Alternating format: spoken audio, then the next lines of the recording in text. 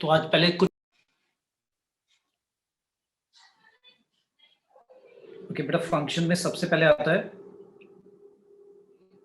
जो basic function है। Hope सभी को आपको पता होंगे फंक्शन की डेफिनेशन क्या है, फंक्शन में डोमेन और रेंज क्या होता है। तो अगर मैं किसी फंक्शन के डोमेन और रेंज की बात करूँ एक बार जल्दी से, कि डोमेन क्या होता है, जब हम बोलते हैं डोमेन ऑफ अ फंक्शन, तो उसका मतलब क्या है, ऑल पॉसिबल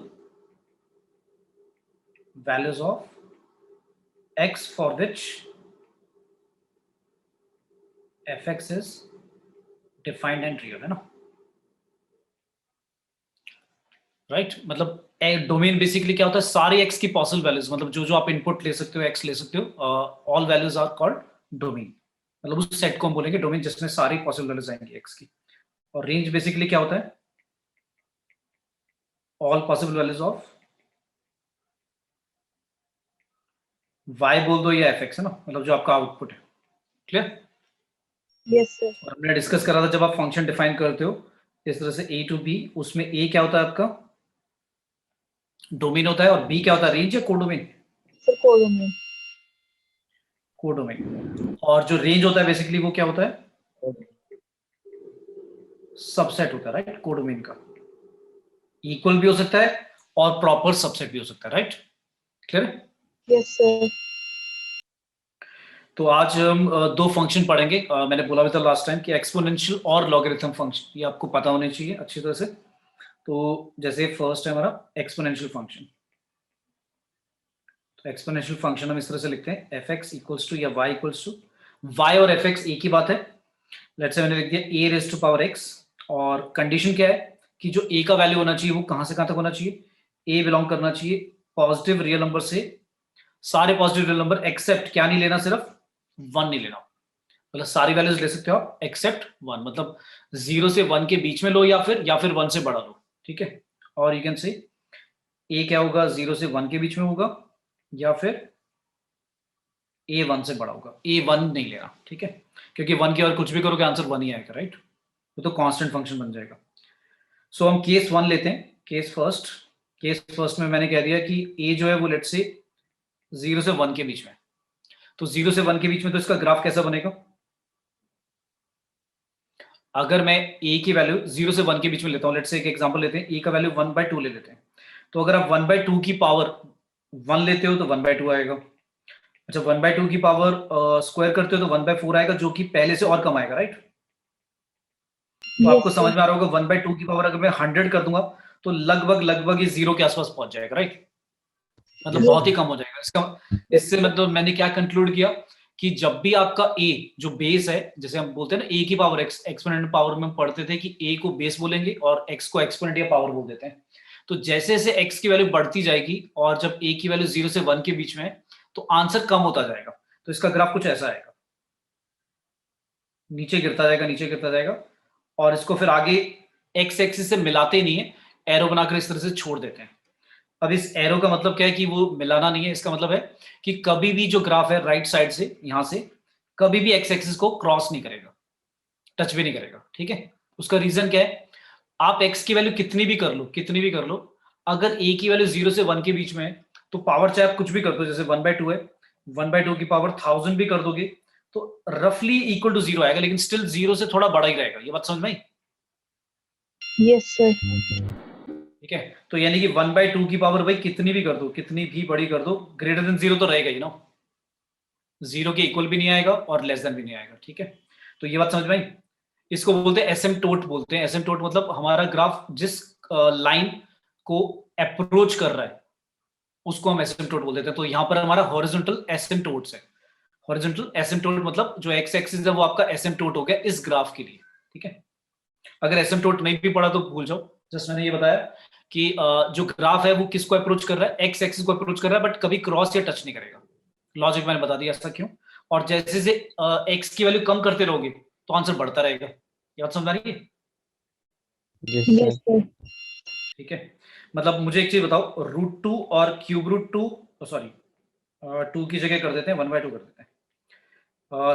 स्क्वायर रूट लेता हूं किसका, 1/2 का, एक बार क्यूब रूट लेता हूं 1/2 का, और एक बार फोर्थ रूट लेता हूं 1/2 का। बताओ ज्यादा किसका आएगा, सबसे इनमें से ज्यादा कौन सा होगा? रूट 1/2।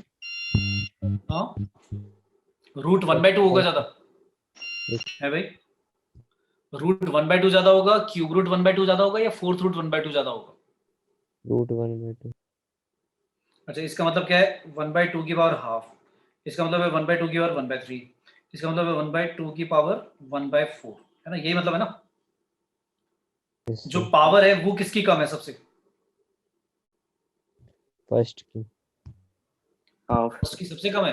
अरे यार क्या बात कर रहे हो? फर्स्ट की। 1/2, 1/3 और 1/4 में से भी कंपैरिजन नहीं कर पा रहे हो? कौन सा सबसे छोटा है? ये तो सबसे 1/2। लीस्ट है भाई, और ये सबसे मैक्सिमम है। तो अभी हमने क्या सीखा इसमें? ग्राफ में क्या सीखा? मैंने क्या बोला? मैंने कहा जैसे जैसे आपने 1/2 तो फिक्स कर दिया ना, ए तो फिक्स कर दिया, फिर मैंने बोला जैसे जैसे एक्स बढ़ेगा आंसर कम होता जाएगा। तो सबसे ज्यादा एक्स किस में? 1/2 है ना, पावर जो है ये वाला एक्स सबसे ज्यादा है ना। तो 1/2 का स्क्वायर रूट सबसे कम आएगा, सबसे ज्यादा नहीं, सबसे कम आएगा। फोर्थ रूट जो होगा 1/2 का वो ज्यादा आएगा। समझ में आया? Yes sir. नहीं आया समझ में क्या?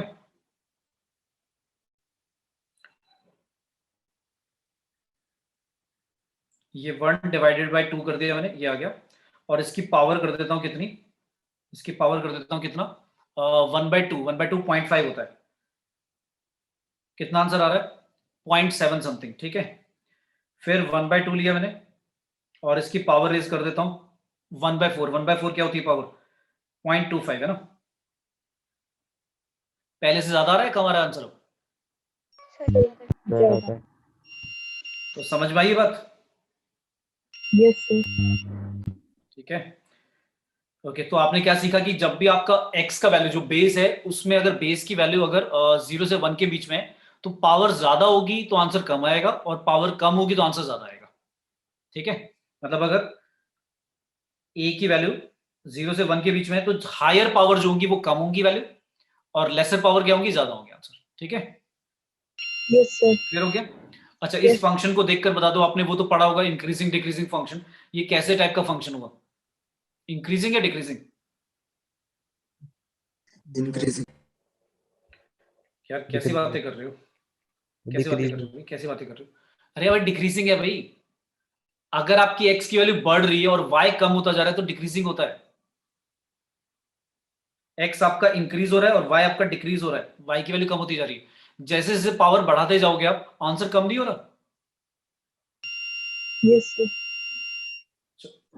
एक चीज तो ये हुई, एक और तरीका भी है क्या?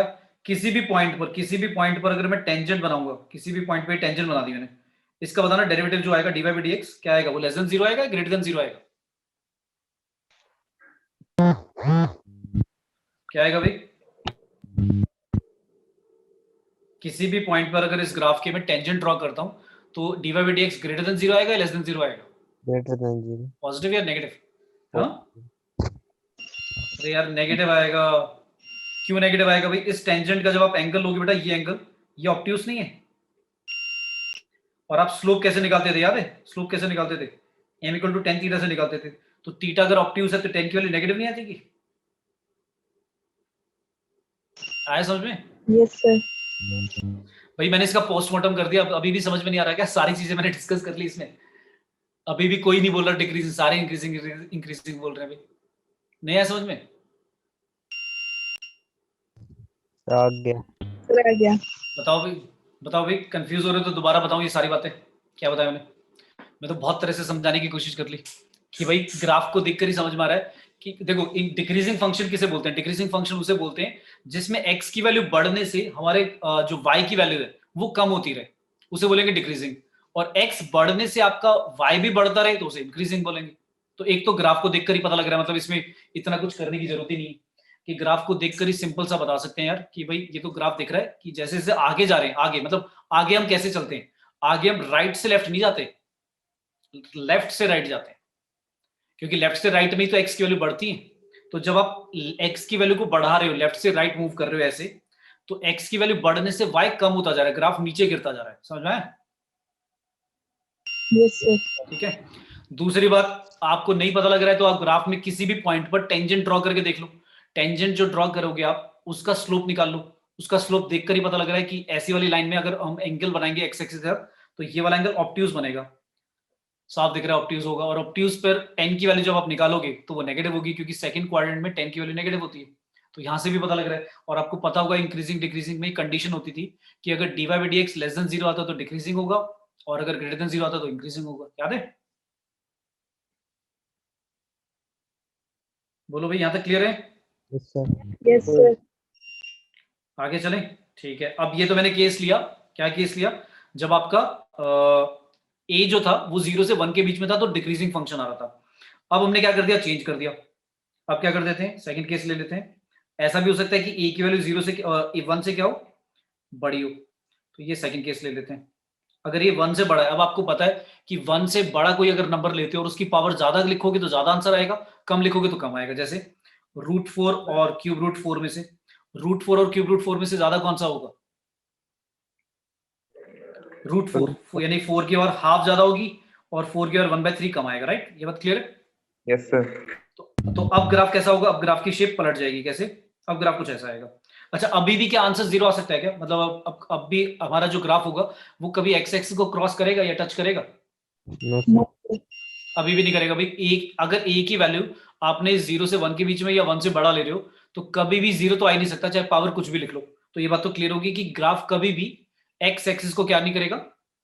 टच नहीं करेगा। एक्स एक्सिस को टच नहीं करेगा, इसका मतलब ये होता है कि y की वैल्यू कभी 0 नहीं होगी, क्योंकि एक्स एक्सिस पर y 0 होता है। ये बात पता है ना?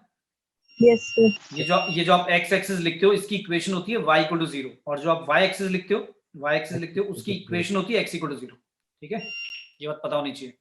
तो Yes. इसका मतलब ये क्लियर हो गया कि जो आपका ग्राफ है वो कभी y एक्सिस से, मतलब जो x एक्सिस से नीचे नहीं आएगा और कभी टच भी नहीं करेगा। तो ग्राफ इसका कैसे आएगा? इसका कुछ ऐसे आएगा, क्योंकि इस बार इंक्रीजिंग फंक्शन है तो ग्राफ ऐसा आएगा। मतलब जब आप x की वैल्यू बढ़ाते जाओगे तो y भी क्या होता जाएगा? बढ़ता जाएगा।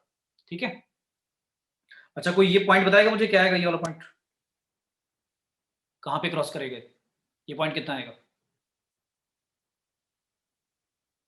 अच्छा, आपने देखा ये पॉइंट मैंने पूछ लिया आपसे कि निकालो, और फंक्शन क्या है आपका? fx = या y = लिखा हुआ है a की पावर x। ठीक है? और a आप कह रहे हो 1 से बड़ा है। ठीक है, कुछ भी नंबर। तो आप सोचो, ये मैंने पॉइंट पूछा a, तो ग्राफ में आपको ये पता होना चाहिए कि जब भी y एक्सिस पे पॉइंट निकालते हैं तो वहां पर क्या 0 रख देंगे? x 0 रख देंगे, ऑब्वियस बात है ना? Yes sir. इस पॉइंट को बेसिकली y एक्सिस का इंटरसेप्ट बोलते हैं ना, मतलब y एक्सिस को कहां पे क्रॉस कर रहा है। तो y एक्सिस इंटरसेप्ट के लिए हम क्या 0 रखते हैं? टू फाइंड पॉइंट a क्या 0 रखना है आपको? x 0 रखना है। तो जैसे आपने x 0 रखा, y = आ गया e की पावर 0 जो कि 1 होता है, तो y की वैल्यू 1 आ गई। तो ये पॉइंट कितना होगा? 0, 0,1। Yes sir. सेम चीज यहाँ पे होगी, सेम चीज यहाँ पे होगी, तो ये वाला पॉइंट भी क्या होगा? 0,1 ही होगा। ठीक है? क्लियर है? Yes sir. और यहाँ पर जो मेरा फंक्शन है वो कैसा? इंक्रीजिंग है। कैसा फंक्शन है? इंक्रीजिंग। क्लियर है? Yes sir. चलो, यहां तक समझ में आया कि एक्सपोनेंशियल जो फंक्शन है उसमें दो कंडीशन, 0 से 1 के बीच में कैसे करेंगे जब बेस होगा, और जब 1 से बड़ा होगा। ठीक है? अब चलो एक जल्दी से मुझे डोमेन और रेंज भी बता दो। इसका डोमेन और रेंज बताएगा कोई? डोमेन और रेंज। डोमेन के लिए मैंने df लिख दिया डोमेन, और रेंज के लिए rf लिख दिया। तो कोई डोमेन बताएगा? डोमेन का मतलब होता है x की पॉसिबल वैल्यूज। तो x की वैल्यू पे कोई लिमिट है क्या? मतलब x की वैल्यू कुछ ऐसा है कि ये लेना है ये नहीं लेना, ये सारी आएंगी? लिमिट है। क्या लिमिट है बता दो भाई। x की वैल्यू ऐसी बता दो कि x की वैल्यू ये नहीं लेनी जिससे आंसर नॉट डिफाइंड आ रहा है हमारा, या नॉन रियल आ रहा है, कुछ ऐसा बताओ भाई। x की वैल्यू तो कुछ भी ले सकते हो। नहीं बेटा, x की वैल्यू तो कुछ भी ले सकते हो आप। x की वैल्यू बोल रहा हूं मैं, y की नहीं। जो y हमारा कभी भी 0 नहीं आएगा या नेगेटिव नहीं आएगा, लेकिन x तो कुछ भी ले सकते हो। Yes yes. सर। ठीक है? समझ में आया? ग्राफ को देखकर यार समझ में आ रहा है, x तो हर वैल्यू को कवर कर रहा है ना, x एक्सिस की तो हर वैल्यू कवर हो रही है उसमें ग्राफ यस में। सर। पर y की कौन सी वैल्यूज नहीं आ रही और कहां से कहां तक आ रहा है? तो y मैंने देखा नेगेटिव में नहीं गया, एक तो ग्राफ कभी भी नेगेटिव में नहीं गया, दूसरा ग्राफ कभी 0 को भी टच नहीं कर रहा, लेकिन 0 की तरफ बढ़ रहा है। तो 0 की तरफ बढ़ रहा है मतलब 0 को टच नहीं कर रहा, तो ओपन इंटरवल में 0 लिखा और ऊपर क्या लिख देंगे? इंफिनिटी। क्यों? क्योंकि इंफिनिटी ऊपर तक जाएगा ग्राफ, है ना? समझ में आया? Yes sir. इस वाले के लिए बताओ, इस वाले के लिए डोमेन कितना है और रेंज कितना है? इस वाले के लिए भी सेम है ना डोमेन भाई। कोई भी रियल नंबर पुट करो, रेंज क्या आएगा? 0 से लेकर इंफिनिटी। ठीक है? तो डोमेन और रेंज सेम है दोनों का, बस ग्राफ की शेप अलग है, एक इंक्रीजिंग है एक डिक्रीजिंग है, और समझ लो कि कौन सा इंक्रीजिंग कौन सा डिक्रीजिंग। क्लियर है सभी को? Yes, sir. अब आ जाते हैं लॉगरिथम फंक्शन पे। मैंने बताया था, शायद ध्यान हो आपको, कि लॉगरिथम फंक्शन और एक्सपोनेंशियल फंक्शन एक दूसरे के क्या होते हैं, इनवर्स होते हैं ना। मतलब दो अलग अलग तरह से लिखने का तरीका। जैसे मैंने बोला था कि अगर लिखा है 2⁻³ इक्वल टू आप बोलते हो 8, ये मैंने एक्सपोनेंट फॉर्म में लिख दिया। इसी बात को कहने का तरीका है कि log बेस 2 8 इक्वल टू 3। मतलब जब आप लिखते हो कुछ ऐसे लिखते हो log a base x equal to क्या, तो आप ये जानना चाह रहे हो कि a की पावर कितना रेज करें, a की पावर कितना लिखें कि आंसर x आ जाए। यही मतलब है ना इसका। Yes, sir. ठीक है, Yes, sir. तो ये जो लिखा है log a बेस x, इस क्वेश्चन का मतलब क्या है कि आप ये जानना चाह रहे हो कि a की पावर कितना लिखें कि आंसर x आ जाए। ठीक है, तो ये दो बातों को मतलब लिखने का एक तरीका हो गया, एक लॉगरिथम फंक्शन में और एक एक्सपोनेंशियल फंक्शन में। तो लॉगरिथम फंक्शन में भी हम इस तरह से लिख देते हैं, जैसे फंक्शन लिख देते हैं y इक्वल टू या fx इक्वल टू क्या, मैंने लिख दिया log a base x, log x base a, ऐसे बोल देते हैं। तो इसमें भी कंडीशन क्या है, पहली कंडीशन है कि a के ऊपर रिस्ट्रिक्शन है कि a की जो वैल्यू होनी चाहिए वही सारे रियल नंबर हो सकते हैं एक्सेप्ट क्या 1। जैसे जैसे हमारा उसमें कंडीशन बनाई थी एक्सपोनेंशियल फंक्शन में, है तो उसी से ही निकला है ना, क्योंकि एक्सपोनेंशियल फंक्शन में हमने बोला था एक ए जो होता है बेस, वो आपको 1 नहीं लेना और 1 से कम नहीं लेना, नेगेटिव वाला। और यहां पर भी वही कंडीशन है कि लॉग में जो बेस ए लिख रहे हैं वो बेस एक्सपोनेंट वाला ही बेस है। ये बात समझ आ रही है? देखो, जब आप एक्सपोनेंट में लिखते हो यहां भी ए आपका, ये बेस ए है, और यहां पर लॉग में भी जो नीचे लिख रहे हो आप ये भी बेस ए। तो जब एक्सपोनेंशियल फंक्शन जब आपने लिखा था उसमें कंडीशन लिखी थी कि ए की वैल्यू 1 नहीं होनी चाहिए और 1 से कम नहीं, और सॉरी 0 से कम नहीं होनी चाहिए। यहां पर भी वही चीज लिख रहे हो आप कि भाई ऐसे भी लिख सकते हो आप कि ए की वैल्यू 0 से 1 के बीच में, या फिर और ए की वैल्यू ग्रेटर देन 1। तो वही दो केस लेंगे हम। तो पहला केस लिया मैंने, पहला केस लिया ये वाला। तो इस वाले का ग्राफ कैसा बनेगा, अब इस वाले का ग्राफ सोचो कैसा बनेगा जब हम लेंगे इसका ग्राफ कुछ ऐसा बनेगा। अच्छा पहले बताओ, अगर मैं a की वैल्यू 0 से 1 के बीच में कुछ भी लेता हूं, तो मुझे बताना है कि log ax जो होगा उसका ग्राफ कैसा बनेगा, मतलब y की वैल्यूज कैसे वेरी करेंगी। सबसे पहले कंडीशन क्या लिखी है हमने, log a बेस x में a के ऊपर तो डिफाइन कर दिया, x के ऊपर भी कुछ कंडीशन होती है, कोई बताएगा क्या होती है? x की वैल्यू क्या होनी चाहिए, हमेशा ग्रेटर देन 0 लेते हैं। तो ये रेस्ट्रिक्शन लगा रखी है कि log जो x होता है, चाहे बेस कुछ भी हो, वो डिफाइन तभी होगा जब x क्या होगा, ग्रेटर देन 0 होगा। ठीक है, मैंने एक दो एग्जांपल देके लास्ट टाइम बताया था कि बाकी केसेस में एम्बिगस मतलब कभी आंसर आएगा कभी नहीं, तो वो रेस्ट्रिक्शन हमने इस तरह से लगा दी कि आंसर हमेशा डिफाइंड हो। तो ये ध्यान रखना है कि x की वैल्यू ऑलवेज ग्रेटर देन 0 लेनी है। जब भी आप log ax डिफाइन करोगे, a से कोई फर्क नहीं पड़ता, और a की वैल्यू क्या है, 0 से 1 के बीच में या 1 से बड़ी। लेकिन x पे कंडीशन है कि x हमेशा ही जो आप ले रहे हो, जिसका log ले रहे हो, वो ग्रेटर देन 0 होना चाहिए, 0 भी नहीं होना चाहिए और नेगेटिव भी नहीं होना चाहिए। तो इसका जो ग्राफ होगा वो कुछ ऐसा आता है,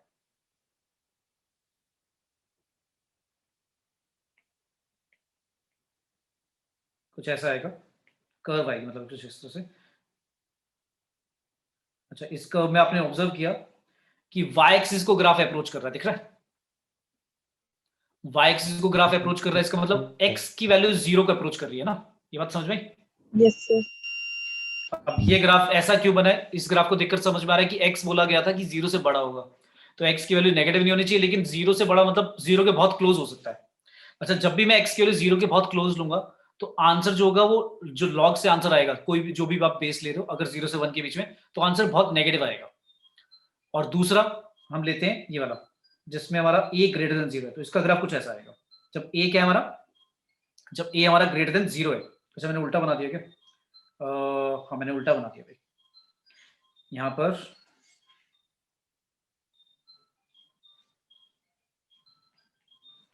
जब a ग्रेटर देन 0 होगा तो ग्राफ कुछ ऐसा बनेगा। जब a हमारा ग्रेटर देन 0 तो ग्राफ कुछ ऐसा बनेगा।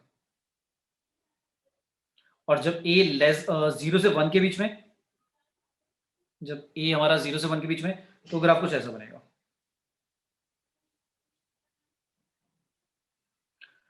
तो ये इसके लिए ग्राफ है और ये इसके लिए ग्राफ है। इसको वैसे समझ भी सकते हो थोड़ा सा लाइक लॉजिकली कि हो क्या रहा है।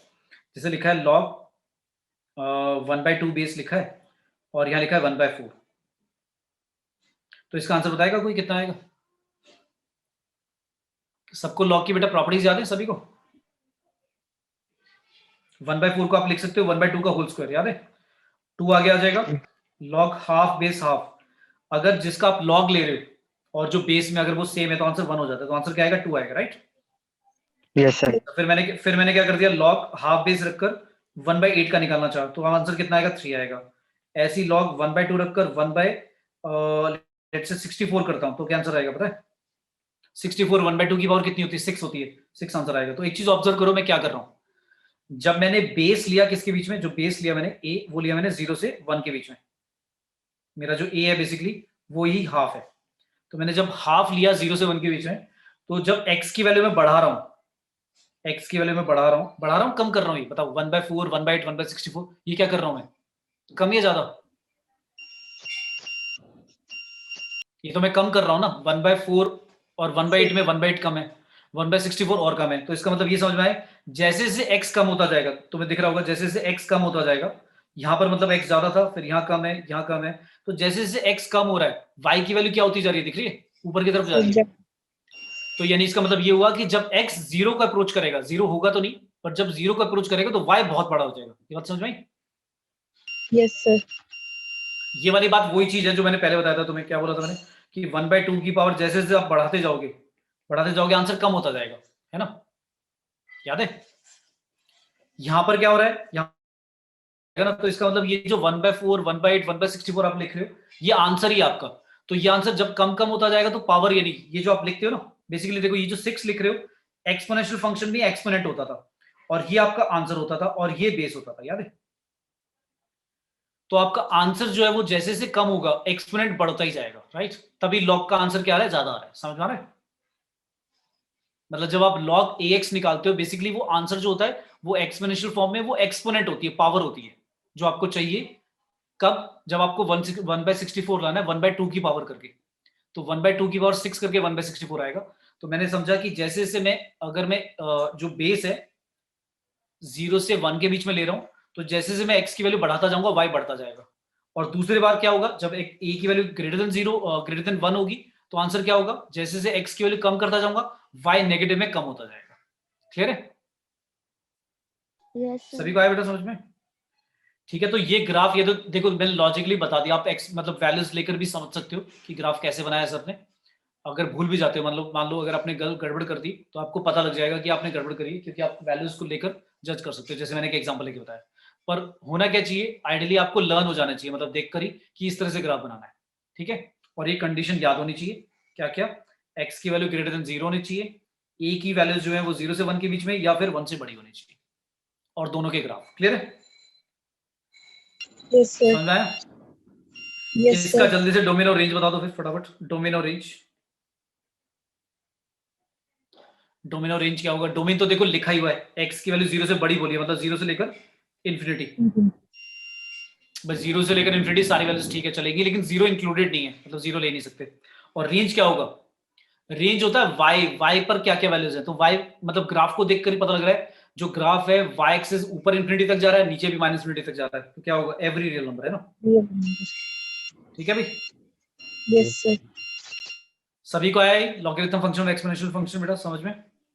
Yes sir. ठीक है।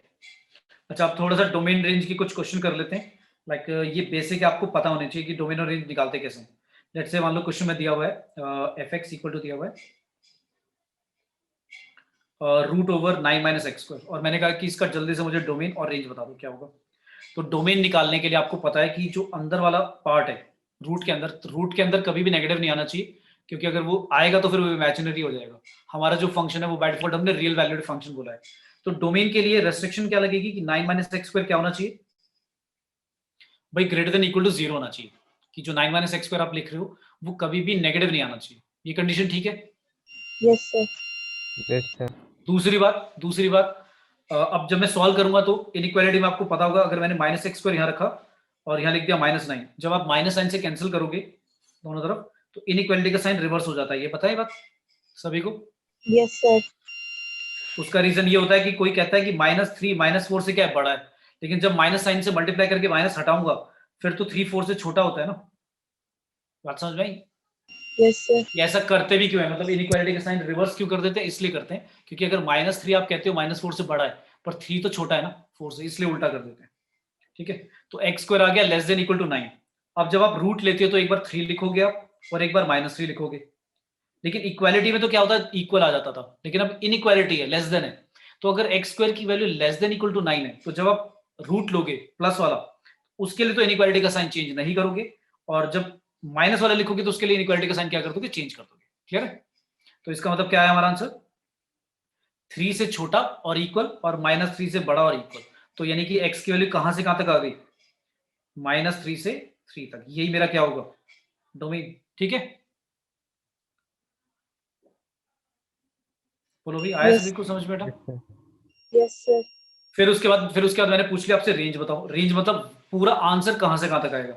तो मुझे पता है कि x की वैल्यू कहां से कहां तक है, -3 से लेकर 3 के बीच में है। तो x स्क्वायर कहां से कहां तक होगा, तो बताएगा मिनिमम वैल्यू कितनी होगी, मैक्सिमम वैल्यू कितनी होगी। हाँ, 9 to कहां से कहां तक, 9 to 9 टू minus -9। बेटा ये कैसे कर दिया, अगर भाई x की वैल्यू -3 से 3 के बीच में है, तो x स्क्वायर मिनिमम कितना आएगा, ये देखो ना, -3 ये +3 x की वैल्यूज है ना। फिर मैंने x स्क्वायर की वैल्यू ली, तो x स्क्वायर की वैल्यू लेने के लिए लेट से -2 ले लिया, -1 ले लिया, 0 ले लिया, 1 ले लिया, 2 ले लिया। अब स्क्वायर निकालो, तो स्क्वायर करोगे तो 9 आएगा, 4 आएगा, 1 आएगा, 0 आएगा, 1 आएगा, 4 आएगा, 9 आएगा। मुझे बताओ 0 से कम कब गया आंसर, कभी गया 0 से कम, Yes, sir. बताओ बताओ। तो यार 0 No. से लेकर कहां तक जाएगा, 9 तक जाएगा, समझ में आया? ऐसे Yes. नहीं करना। कुछ बच्चे क्या करते हैं, लेफ्ट साइड पे देखा -3, राइट साइड पे 3, दोनों साइड स्क्वायरिंग कर दी और कह दिया 3 से 9 से 9। ऐसे नहीं करना। और -9 क्यों आएगा बेटा, स्क्वायर तो कभी आता ही नहीं नेगेटिव। Yes, ठीक है, sir. तो स्क्वायर दिखते ही जल्दी से समझ में आ जाना चाहिए यार ये तो पॉजिटिव आएगा। अब पॉजिटिव में मिनिमम क्या 0 आ सकता है, ये भी देखना पड़ेगा। ऐसा नहीं कि देखते ही कह दिया कि किसी का स्क्वायर है और आपने बोल दिया कि हाँ भाई 0 से स्टार्ट होगा। जैसे एग्जांपल मैंने बोला इफ, चलो पहले एक बार ये पूरा करा देता हूं। तो ये समझ में आया कि मैंने x की वैल्यू लिखी पहले -3 से 3, फिर मैंने x स्क्वायर निकाला भी क्यों है भाई, रेंज निकालने के लिए आपको ये बनाना है √9 - x स्क्वायर। तो 9 - x स्क्वायर के रूट में आपने पहले ऑब्जर्व करा x कहां से कहां तक आएगा, वो निकल चुका। फिर आपने ऑब्जर्व किया कि x स्क्वायर कहां से कहां तक आएगा।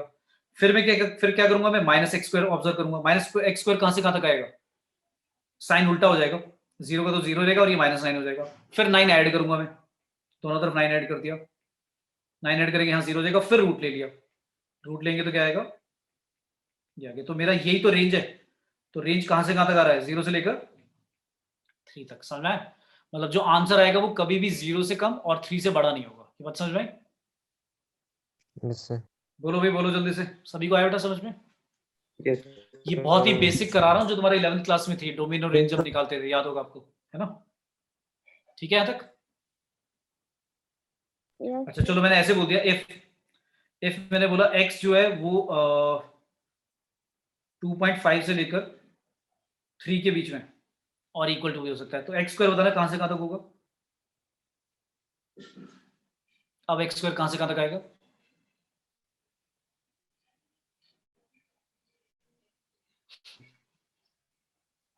भाई किसी का भी आंसर नहीं आ रहा है क्या? चलो चलो चलो, एक मिनट, इसको पोल बना देते हैं। एक मिनट, कोई नहीं बोलेगा, एक सेकेंड। हाँ, मैं ऑप्शन दे देता हूँ। चलो, पहला ऑप्शन है 0 से लेकर 9, दूसरा ऑप्शन है 0 से लेकर 6.25, तीसरा ऑप्शन है 9 to infinity, और डी ऑप्शन है 6.25 से लेकर 9। पोल मैंने लॉन्च कर दिया, सभी को जल्दी से ऑप्शन जो भी आपको लग रहा है पोलिंग मीटर में जल्दी से बताओ। ध्यान से आराम से देखो, x बोला गया इसके बीच में, तो x स्क्वायर बताना है कहां से कहां तक होगा।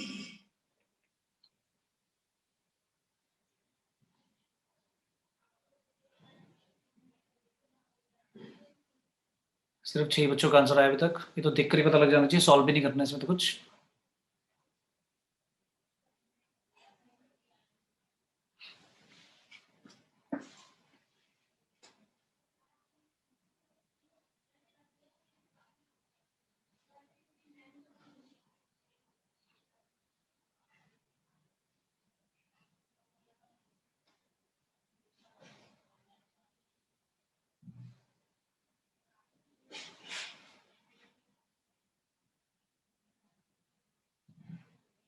ध्यान से देखो कि x बोला गया कि 2.5 से 3 के बीच में, तो x स्क्वायर बताना है कहां से कहां तक होगा।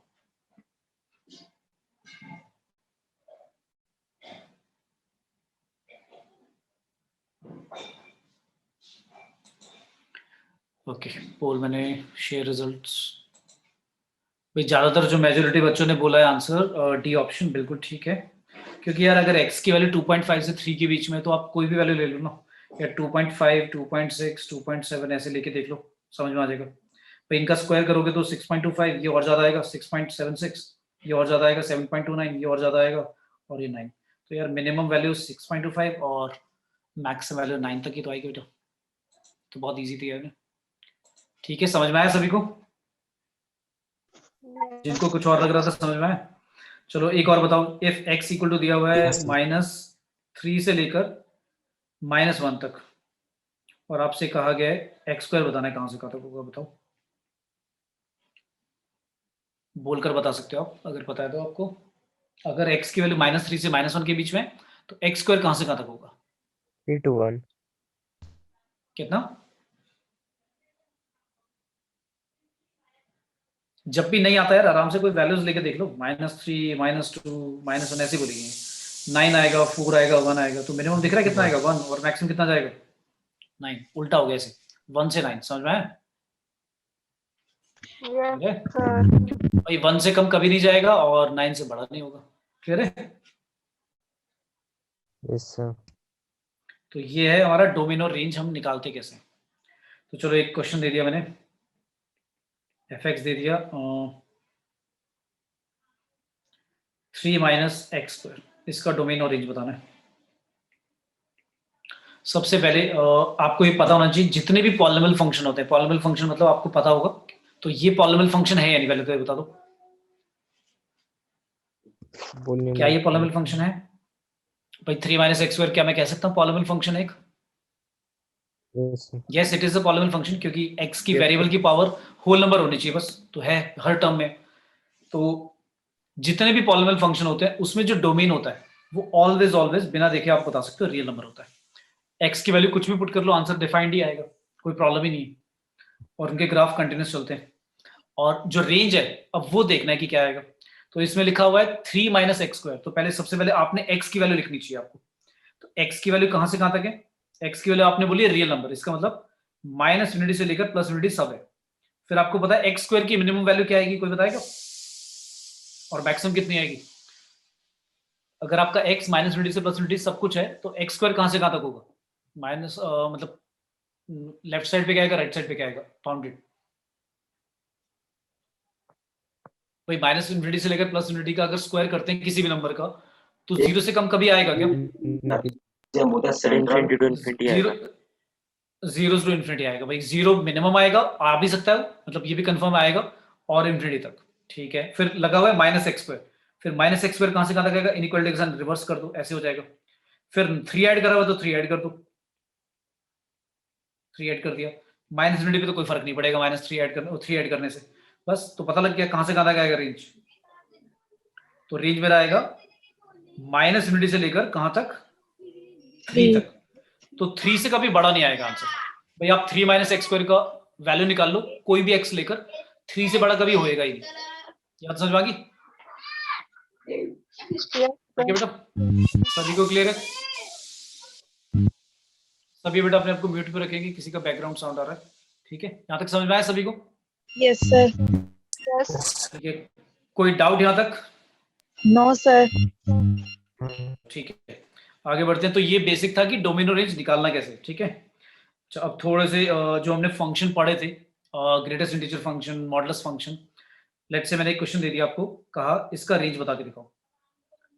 अच्छा एक इससे पहले एक बात बता रहा हूँ कि कोई भी क्वाड्रेटिक अगर पॉलिनोमियल गिवन है, लेट्स से ax स्क्वायर, ये बात ध्यान रखना, ax square plus bx plus c, जिसमें आपने कह दिया कि a 0 नहीं है, तो ये जो लिखा हुआ है ax square plus bx plus c यानी क्वाड्रेटिक पॉलिनोमियल, ये हमेशा हमेशा ग्रेटर देन 0 आएगा, हमेशा ग्रेटर देन 0 आएगा इफ a आपका पॉजिटिव है, अगर आपका a पॉजिटिव है एंड d कैसा है, नेगेटिव। ये कंडीशन याद रहनी चाहिए। और आपका answer ax square plus bx plus c हमेशा ही लेस देन 0 होगा इफ अगर a less than 0 and d भी लेस देन 0। ठीक है, d क्या है पता है सभी को? Yes sir. b square minus Discriminant. 4ac। आपका डिस्क्रिमिनेंट है। तो कोई भी क्वाड्रेटिक पॉलिनोमियल अगर लिखा हुआ है तो वो ऑलवेज ऑलवेज क्या होगा, ग्रेटर देन जीरो आएगा, मतलब जीरो से बड़ा आएगा, जीरो भी कभी नहीं आएगा, नेगेटिव भी नहीं आएगा, जब आपका ए जो लीडिंग कोएफिशिएंट है एक्स स्क्वायर का कोएफिशिएंट वो पॉजिटिव है और जो डिस्क्रिमिनेंट है वो क्या आपका नेगेटिव है। ठीक है, क्लियर है? Yes, sir. ओके अच्छा, डिस्क्रिमिनेंट को लेस देन जीरो क्यों रखा गया है? क्योंकि आपको पता होगा जब y इक्वल टू मानकर बनाते थे तो d की वैल्यू जीरो या जीरो से बड़ी होती थी अगर आपके रूट्स रियल है। रूट्स रियल का मतलब क्या है कि जहां पर y की वैल्यू जीरो है, राइट, यही अल्फा और बीटा है ना जैसे। तो एट अल्फा जो भी आपका पॉइंट है वहां पर y क्या होता है, जीरो होगा, और एट बीटा भी क्या होगा, y क्या होगा, जीरो। तो आपने क्या कह दिया, आपने कह दिया d की वैल्यू जो है वो लेस देन जीरो अगर है तो d की वैल्यू लेस देन जीरो का मतलब है जो रूट्स है आपके वो रियल है ही नहीं। मतलब कभी ग्राफ जो है कभी भी, मतलब ग्राफ दो तरह से बनेगा फिर, यानी कि ऐसा बनेगा, देखो, या तो ऐसा बन जाएगा ऊपर से ही चला जाएगा, या फिर इस वाले केस के लिए क्या होगा, ऐसा बनेगा। समझ में आ गई बात? Yes, sir. ठीक है, तो a ग्रेटर देन जीरो कहने का मतलब है जो पैराबोला वो अपवर्ड वाला है, ऊपर वाला। a लेस देन जीरो कहने का मतलब है पैराबोला नीचे वाला है, और d लेस देन जीरो दोनों में रख दिया, दोनों में d लेस देन जीरो कर दिया, इसका मतलब रूट्स रियल है ही नहीं, मतलब कभी भी ग्राफ एक्स एक्सिस को कट ही नहीं करेगा। बात समझ में आई? Yes, sir. ठीक है, अब आता है, लेट से मैंने ऐसे बोला, क्वेश्चन दिया, फाइंड मैक्सिमम और minimum value of x square plus two x plus three. मैंने ऐसे बोल दिया कि इसकी मैक्सिमम वैल्यू या मिनिमम वैल्यू जो भी होगी बताओ क्या होगी। तो कैसे निकालेंगे मैक्सिमम या मिनिमम वैल्यू, बोलो भाई। अब इसको देखकर मैं कैसे बताऊं कि मैक्सिमम क्या होगा मिनिमम क्या होगा, है ना, नहीं समझ में आ रहा है। एक्स की वैल्यू तो बहुत सारी हो सकती है, -100 -200 कुछ भी हो सकता है, 200 300 कुछ भी। तो ऐसे तो देखकर नहीं बता पाएंगे, क्योंकि इसको देखकर डायरेक्टली नहीं बता सकते कि ऐसा क्या होगा। अगर सिर्फ एक्स स्क्वायर प्लस थ्री होता तो मैं बता भी देता कि भाई मैक्सिमम इतना होगा मिनिमम इतना, पर 2x साथ में लिखा तो नहीं बता सकते। तो क्या करते हैं, कंप्लीटिंग द स्क्वायर मेथड करते हैं। मैं याद है परफेक्ट स्क्वायर बताया था मैंने लास्ट क्लास में, Yes, क्लास sir. नहीं पहले बताया था, कुछ क्लासेस पहले, कि परफेक्ट स्क्वायर कैसे बनाते हैं। तो आपको याद होगा मैंने कुछ ऐसे कहा था कि एक्स स्क्वायर का कोएफिशिएंट इंश्योर करो कि +1 होना चाहिए। Yes, अगर sir. है तो फिर मैंने कहा था x प्लस लिखकर इसका आधा कोएफिशिएंट लिख दो, कितना, 2 का कोएफिशिएंट आधा 1, तो इसका होल स्क्वायर माइनस कर दो 1 का स्क्वायर और +3 लिख दो, ये बनेगा। क्या आ गया आंसर, x प्लस 1 का होल स्क्वायर -1 + 3, तो क्या आ गया, x प्लस 1 का होल स्क्वायर +2, ये आ गया ना। Yes, sir. ठीक है, तो इसको मैं मान लेता हूँ, चलो ये y है, ऐसे कह दिया मैंने। तो मैं कह रहा हूँ y की वैल्यू मैक्सिमम और मिनिमम कितनी होगी, अब देखकर बता सकता हूँ। जो पहले मैं नहीं बोल सकता था कि मैक्सिमम मिनिमम कितना, अब बता सकता हूँ। अब मुझे समझ में आ रहा है कि x प्लस 1 का जो होल स्क्वायर है वो मिनिमम क्या होगा, 0 हो सकता है, और मैक्सिमम तो कोई लिमिट ही नहीं है, क्योंकि x के ऊपर तो कोई लिमिट नहीं है ना। पॉलिनोमियल फंक्शन में मैंने बोला था कि x जो होता है वो कुछ भी हो सकता है, एनी रियल नंबर कोई भी ले सकते हो आप। तो x प्लस 1 की अगर मैं बोलूं स्क्वायर की मिनिमम वैल्यू क्या होगी, तो x प्लस 1 का जो स्क्वायर है, स्क्वायर मुझे पता है कभी नेगेटिव नहीं होगा। पॉजिटिव में भी मिनिमम कितना होगा, 0, कब, जब x के लिए -1 होगी, इससे कम तो कभी नहीं आएगा। तो 0 से स्टार्ट होकर और मैक्सिमम कितना हो सकता है, बढ़ाते जाओ तो आंसर बढ़ता ही जाएगा इंफिनिटी तक। फिर आपको +2 करना है दोनों तरफ, कर दिया आपने, इधर भी कर दिया, इधर भी कर दिया और इधर भी कर दिया, इंफिनिटी में तो कोई फर्क ही नहीं पड़ेगा। तो आपको आप समझ में आ गया कि अगर मैं पूछूं इसकी वैल्यू, देखो x² + 2x + 3 की मिनिमम वैल्यू कितनी है, मिनिमम वैल्यू 2 है, और मैक्सिमम वैल्यू तो लिमिट ही नहीं है, कहां तक जा सकता है, इंफिनिटी तक, कोई पता ही नहीं कहां तक जाएगा। ठीक है, समझ में आया बेटा सभी को, बोलो बोलो जल्दी से, आया सभी को? Yes, sir. Yes, sir.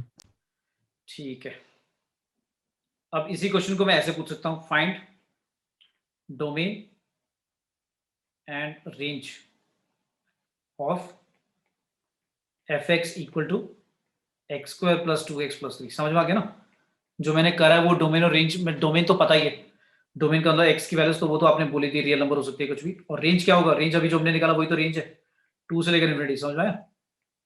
Yes, sir. ठीक है, क्लियर है।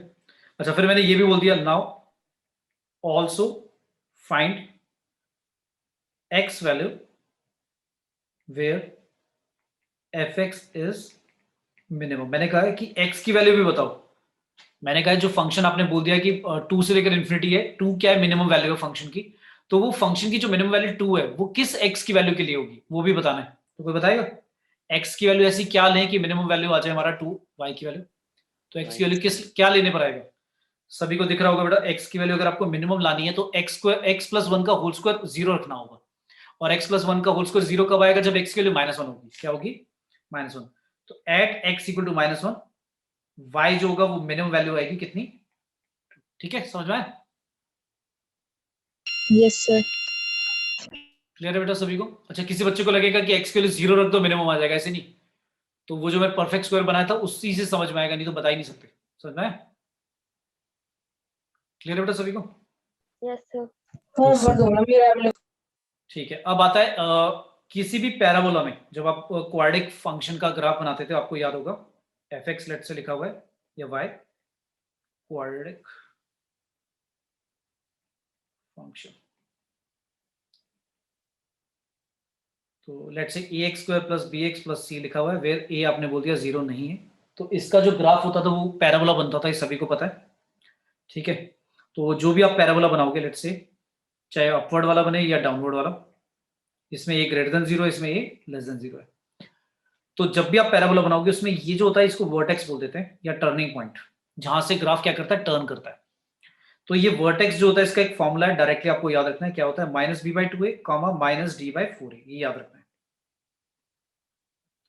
ये जो टर्निंग पॉइंट है इसका फॉर्मूला दोनों के लिए सेम है, -b/2a, -d/4a, मतलब x की वैल्यू जो होगी वो -b/2a होगी और जो y की वैल्यू होगी -d/4a होगी। अब अगर किसी बच्चे को फॉर्मूला लर्न है तो जो ऊपर वाला क्वेश्चन है उसको ऐसे भी कर सकते हैं। कैसे? मैंने बोला था कि y इक्वल टू लिखा हुआ था x² + 2x + 3, और मैंने कहा था आपको इसका मैक्सिमम और मिनिमम वैल्यू बताओ कितना है अगर है तो, और x की वैल्यू भी बताओ जहां पर है। तो इसका मैंने क्या करा था? परफेक्ट स्क्वायर करा था। लेट्स से मैं परफेक्ट स्क्वायर नहीं करता, मुझे पता है इसका ग्राफ ऐसा बनेगा, पैराबोला बनेगा, और जो मिनिमम वैल्यू होगी वो यहाँ वर्टेक्स पे ही होगी। ये बात समझ में आ रही है? जो y की वैल्यू होगी x, y होगा ना, तो जो ये जो पॉइंट है वर्टेक्स v, उस पॉइंट पर जो y की वैल्यू होगी वही मेरा इसकी वैल्यू मिनिमम होगी, राइट? ये समझ आ रहा Yes, है? sir. Yes. और y की मिनिमम वैल्यू जो होगी उसके लिए कॉरेस्पॉन्डिंग वैल्यू ये आपकी x है ना, जो आपको पता होनी चाहिए। तो मैंने तो आपको एक फॉर्मूला ही दे दिया, क्या? डायरेक्टली वर्टेक्स जो होता है -b/2a, -d/4a होता है। तो चेक कर लो a कितना है इसमें, a आपका 1 है, b आपका 2 है, c आपका 3 है। तो अगर आप वर्टेक्स निकालोगे तो क्या आएगा? -b divide by twice of 1। ठीक है, d निकालोगे क्या होता है? d होता था b² माइनस का 4a into C divide by 4a, ये आ गया। सॉल्व करके आ गया भाई, v इक्वल टू आ गया -1, और ये आएगा माइनस का 4 - 12 करोगे आएगा -8, -8 माइनस से मल्टीप्लाई होकर +8 बन जाएगा डिवाइड बाय 4। तो वर्टेक्स आ रहा है -1, 2। अब तुम्हें याद आ रहा है मैंने बोला था y की वैल्यू जो मिनिमम होगी वो ये होगी, और ये x की वैल्यू होगी जहां पर मिनिमम है। समझ आ गया? Yes, sir. Yes, sir. तो देखो दो तरह से कर लिया, परफेक्ट स्क्वायर बनाकर भी कर लिया, फिर परफेक्ट स्क्वायर से भी आइडिया लगा लिया कि कहां से कहां तक जाएगा और किस वैल्यू के लिए जाएगा x की वैल्यू के लिए, और इस तरह से वर्टेक्स निकालकर भी, क्योंकि मुझे पता है पैराबोला जो होता है ax² + bx + c, ये हमारी एक स्टैंडर्ड फॉर्म होती है पैराबोला की। क्वाड्रिक पैराबोला, क्वाड्रिक जो फंक्शन होता है, पैराबोला तो किसके कई तरह का हो सकता है, लेकिन ये हमारा क्या है? क्वाड्रिक पॉलिनॉमियल है, और क्वाड्रिक पॉलिनॉमियल का जो ग्राफ बनता था वो इस तरह से अपवर्ड या डाउनवर्ड पैराबोला बनते हैं। तो मुझे पता है कि अगर अपवर्ड पैराबोला है तो उसमें यहाँ पर v क्या होगा? v पर ये जो y आएगा ये मिनिमम होगा, और यहाँ पर y क्या होगा? मैक्सिमम होगा। और ये जो वर्टेक्स होता है इसका पॉइंट डायरेक्टली फॉर्मूला दिया हुआ है हमें, -b/2a, -d/4a। इसको मैं डेराइव भी कर सकता हूँ, बट अभी छोड़ दो अभी डेरिवेशन। ठीक है, क्लियर है? Yes, sir. ठीक है, तो दोनों तरह से निकाल सकते हैं, ये बात समझ में आनी चाहिए। अब आता है इंटरसेप्ट। तुम्हें पता है कि इंटरसेप्ट क्या होते हैं? जहां पर कोई ग्राफ x एक्सिस को कट करता है वो x एक्सिस का इंटरसेप्ट है, और x एक्सिस पर y 0 होता है, और y एक्सिस पर y एक्सिस का जब इंटरसेप्ट निकालेंगे तो x 0 रखते हैं। तो अगर मैं आपको एक क्वाड्रिक पॉलिनॉमियल का ग्राफ दूं, लेट्स से मैंने ऐसे बोल दिया y इक्वल टू या px equal to, let's say दिया हुआ ax² + bx + c where a is not equal to 0, और मैंने ग्राफ लेट्स से कुछ ऐसा दे दिया, ऐसा ग्राफ दे दिया। तो मैं कह रहा हूं ये क्वाड्रिक पॉलिनॉमियल जो दिया हुआ है ax² + bx + c, इसका ग्राफ है। ठीक है, और मैंने आपसे पूछा a का, b का और c का साइन बता दो क्या क्या होगा। इन सभी के साइन बताने, बस वैल्यूज नहीं बतानी, वैल्यूज तो बता भी नहीं सकते। सिर्फ साइन बताने, पॉजिटिव नेगेटिव क्या होगा। उससे पहले आपको ये बातें पता होनी चाहिए कि भाई अल्फा प्लस बीटा जो रूट्स होते थे माइनस बी बाई ए होता था, और alpha beta product of roots क्या होता था, सी बाई, याद है, और डी होता था बी स्क्वायर माइनस 4ac, ये तो याद है सारे। Yes, sir. Yes, sir. Sum of roots होता था minus B by, product of roots होता था सी बाई, और डिस्क्रिमिनेंट होता था बी स्क्वायर माइनस 4ac। तो अब इस ग्राफ को देखकर आपको बताना है कि ए बी सी जो है उनके साइन क्या होंगे, जो कॉफिशिएंट है क्वाड्रेटिक पॉलिनोमियल में उनके साइन क्या होंगे, पॉजिटिव नेगेटिव सिर्फ इतना बताना है। तो इस ग्राफ को एनालाइज करके ही सारी बातें बतानी है कि पॉजिटिव नेगेटिव किस किस का साइन होगा। तो सबसे पहले मैं कैसे सोचूंगा इसे, सबसे पहले आपको ये पता होना चाहिए कि ये जो जहां पर ग्राफ कट कर रहा है एक्स एक्सिस को, ये बेसिकली अल्फा और बीटा है ना, ये बात तो क्लियर है। Yes, sir. ये एक्स की वैल्यू अल्फा और ये एक्स की वैल्यू बीटा, मतलब जो दो वैल्यूज होंगी, जो दो रूट्स होंगे, ये वही है अल्फा और बीटा। कोई बच्चा कहेगा कि सर अल्फा पहले की क्यों लिखा है, हो सकता है अल्फा आगे वाला हो, उससे कोई फर्क नहीं पड़ता बेटा, अल्फा और बीटा तो नाम होते हैं, वो दो जो आप जीरो लिखते हो या रूट्स लिखते हो उन्हीं में से एक को अल्फा एक को बीटा मान लेते हैं। ऐसा कुछ नहीं होता कि पहले अल्फा किसको मानना है बीटा किसको मानना है, वो तो आप किसी को भी मान सकते हो, उससे कोई फर्क नहीं पड़ता। ओके, तो अब मुझे ये पता लग गया कि ये अल्फा और बीटा है। तो सबसे पहले मैंने देखा अल्फा प्लस बीटा, कोई अल्फा प्लस बीटा का साइन बताएगा इस ग्राफ को देखकर, पॉजिटिव आएगा या नेगेटिव आएगा। भाई अल्फा और बीटा में से अल्फा तो नेगेटिव है, साफ दिख रहा है, बीटा की वैल्यू पॉजिटिव है। अच्छा, एक नेगेटिव और एक पॉजिटिव, तो दोनों सब्ट्रैक्ट होंगे, सब्ट्रैक्ट होकर आंसर जो आएगा वो क्या आएगा, नेट नेगेटिव आएगा पॉजिटिव आएगा, इस ग्राफ को देखकर क्या कह सकता हूं। Negative. अरे यार कैसे नेगेटिव बोल रहे, अल्फा की वैल्यू कम, मतलब नेगेटिव जो है वो ज्यादा नेगेटिव है या बीटा की वैल्यू ज्यादा पॉजिटिव है। बीटा की वैल्यू दिख रही है ज्यादा है आगे की तरफ, देखो देखो देखो आराम से देखो, बीटा बहुत आगे है, अल्फा थोड़ा सा पीछे, तो अल्फा प्लस बीटा का साइन क्या आएगा, Positive. पॉजिटिव आएगा। और ये किसके इक्वल होता है, माइनस बी बाई टू ए के, माइनस बी बाई ए के इक्वल होता है, राइट। अल्फा प्लस बीटा का फॉर्मूला होता था माइनस बी बाई ए, तो इक्वल टू आ गया माइनस बी और ए तो पता है, इस ग्राफ को देखकर आप बता सकते हो, भाई ग्राफ ऊपर की तरफ जा रहा है तो ए तो पता लग ही गया, ए तो सोचना ही नहीं था, एकदम ही समझ में आ रहा है ना, ए तो पॉजिटिव है। अच्छा, ए अगर पॉजिटिव है, नीचे वाली वैल्यू पॉजिटिव है, तो बी का साइन फिर क्या आएगा, नेगेटिव, बी पॉजिटिव आएगा, तो बी का साइन क्या होगा फिर, Negative. आया समझ में। Yes, sir. जब बी का साइन नेगेटिव होगा, अब हमें क्या बताना है, सी का साइन बताना है। कोई सी का साइन बताएगा, अब कैसे निकालें। अब सी का साइन तो दो तरह से निकाल सकते हैं, समझ सकते हैं। भाई सी का साइन पहले कैसे समझते हैं, अगर मैं फंक्शन में एक्स की वैल्यू जीरो पुट कर दूं, फंक्शन में एक्स की वैल्यू जीरो पुट कर दूं, मतलब वाई एक्सिस पर, क्योंकि एक्स जीरो होता है, तो आंसर क्या आएगा, जीरो प्लस सी आएगा। तो एफ जीरो कितना आ रहा है, सी। एफ जीरो सी का मतलब हो गया पॉइंट क्या होगा कॉरस्पॉन्डिंग, जीरो कॉमा सी ना, क्योंकि एक्स की वैल्यू आपने जीरो पुट करी और वाई आपका सी आ गया, तो बेसिकली ये जो पॉइंट है, ये जो पॉइंट है, यही तो हमारा जीरो कॉमा सी है, कह सकते हैं। Yes, sir. Yes, sir. क्योंकि वाई एक्सिस को A X square plus B X plus C कहां कट करेगा, जहां पर वाई एक्सिस जो होगा वहीं पर ही कट करेगा जहां पर एक्स जीरो होता है, राइट। तो वाई एक्सिस पर अगर एक्स जीरो होता है तो वाई की वैल्यू कितनी आ रही है, सी आएगी। तो ये पॉइंट जो होगा, मतलब वाई एक्सिस का जो इंटरसेप्ट होगा, हमेशा क्वाड्रेटिक पॉलिनोमियल में, ऐसे क्वाड्रेटिक पॉलिनोमियल में हमेशा जीरो सी होगा। और इस ग्राफ को देखकर पता लग रहा है कि जो सी की वैल्यू है वो पॉजिटिव है नेगेटिव है, Negative. एक तो तरीका ये हुआ, ऐसे पता लग गया। एक तरीका ऐसे भी निकाल सकते थे, alpha beta equal to C by ए होता है, आपने कहा कि अल्फा नेगेटिव है, बीटा आपने देखा कि ग्राफ में पॉजिटिव है, सी की वैल्यू आपको नहीं पता, ए की वैल्यू तो पता है पॉजिटिव है, तो लेफ्ट साइड पे नेगेटिव आ रहा है, सी डिवाइड बाय पॉजिटिव पॉजिटिव होगा, तो सी इक्वल टू क्या आ रहा है, नेगेटिव आ गया ना, है समझ में। तो ये हुआ क्वाड्रेटिक पॉलिनोमियल का ग्राफ जो है उसको एनालाइज करके हमें साइन इस तरह से ढूंढने पड़ेंगे, बातों को समझना पड़ेगा। तो इससे क्या क्या की टेक अवे होंगे, तो आपने समझा कि भाई ग्राफ जब भी ये वाला जो क्वाड्रेटिक पॉलिनोमियल का पैराबोला ग्राफ होता है, ऊपर वाला है चाहे नीचे वाला, जब भी वाई एक्सिस को क्रॉस करेगा, वाई एक्सिस पे आपको ये पता है कि एक्स एक्सिस के जो इंटरसेप्ट होते हैं वो तो आपके जीरो होते हैं, अल्फा और बीटा। वाई एक्सिस को जो क्रॉस करता है वो वाला पॉइंट क्या होता है, सी होता है, जीरो कॉमा सी, ठीक है, याद रहेगा। बताओ भाई, सभी को आया बेटा समझ में। Yes, sir. ठीक है, अब आगे चलते हैं।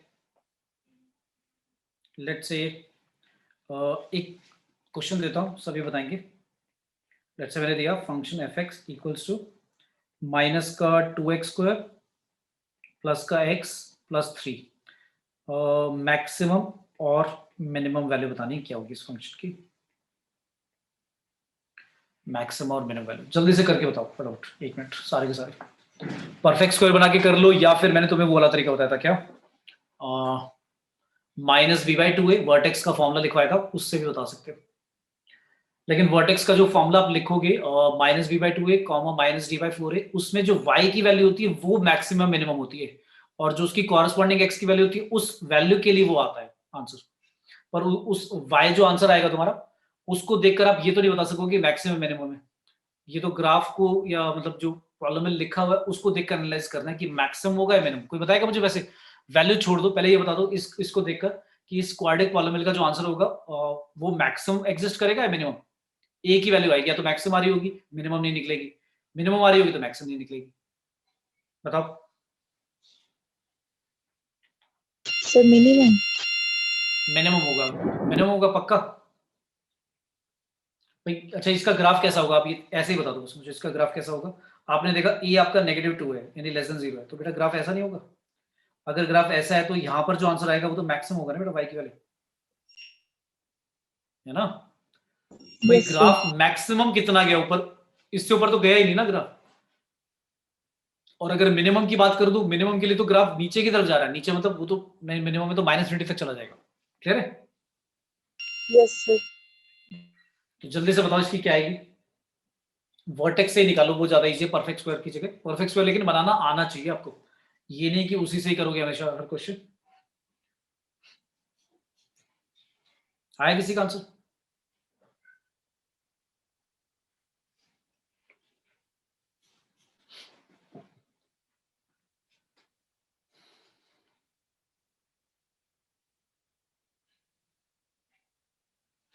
बताओ भाई कितना है।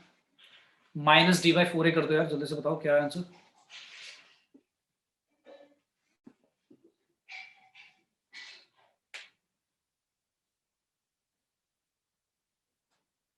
भाई d की वैल्यू आएगी b² -4ac, कितना आ गया 1 + 24 25। और आपका जो फॉर्मूला वर्टेक्स का होता था तो होता था -b/2a, -d/4a। तो y की जो वैल्यू है मुझे पता लग गया मैक्सिमम होगी, और मैक्सिमम कितनी होगी, यही तो होगी -d/4a। तो माइनस का 25 डिवाइड बाय 4 टाइम्स ए कितना है -2, तो 25/8 होगा।